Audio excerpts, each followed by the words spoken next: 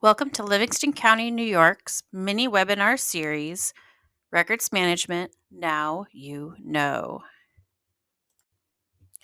In this video, I'll be diving into defining essential records. Let's get into it.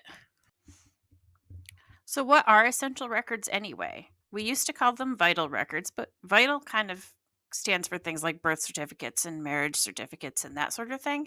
So, we want to call them essential records now, just to be clear. And an essential record is anything that's essential to the continued operation of an organization during or after an emergency. And it is also those types of records which protect our legal and financial rights, or the legal and financial rights of our stakeholders. In other words, the citizens of our county. So basically, to boil it down, essential records are the types of records essential to continuing to serve the public. Layers like an onion? Like, what am I talking about? Well, in a situation like a county, all of the departments have different reasons for being.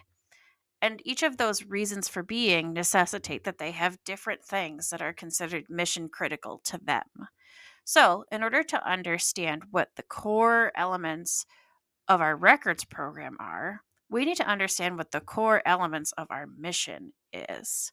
So, we have to define our mission to start with. It's vital that each group or department takes a moment to consider what their core activities are, because across the county, different things will be critical to different people. So, when you sit down to think about this, what I want you to do is think about what are the activities that you perform at work that directly support your mission and list them. Then rank those activities based on how significantly they impact your mission's success. So, once you have that list, you can define each type of activity based on these four categories. The ones that we're really looking for, though, are those mission critical ones. We cannot operate without this activity right now.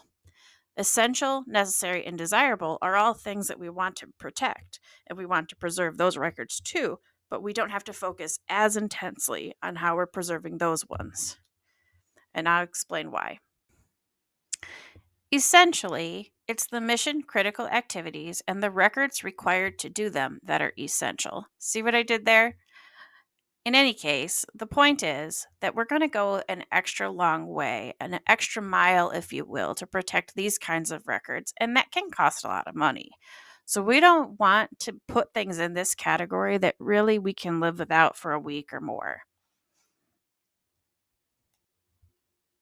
Once you've defined those mission critical activities and the records associated with them, we want to create a list of those activities and records and define information about those records so that later, when we get into a situation, we have what we need to recover. So, these are the kinds of things you want to include. Where are they? What are they called? What softwares they're on or server locations? How do we access them in case, say, the person that normally accesses them isn't available to do so? And where do we keep backup copies? In the world of essential records management, we tend to like this specific backup strategy. It's called the 3-2-1. And basically, what it entails is that you have three copies of everything that you consider to be essential. Remember, those mission critical records. You want to have them on two different types of media, like electronic and on microfilm, or electronic and paper. And you want to have one offsite backup copy. Keep in mind that offsite really is intended to mean far away, so at least 20 miles and not in the same floodplain or the same jurisdiction.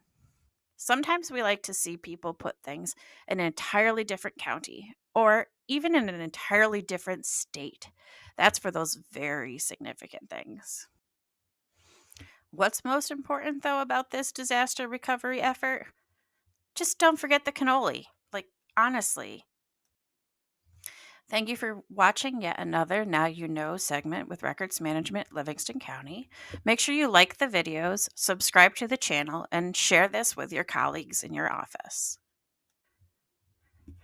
Don't forget to check back each month for new spicy content from yours truly, Megan Sokolow, out of Livingston County Records Management. Don't forget to check back each month for new spicy content from yours truly, Megan Sokolow out of Livingston.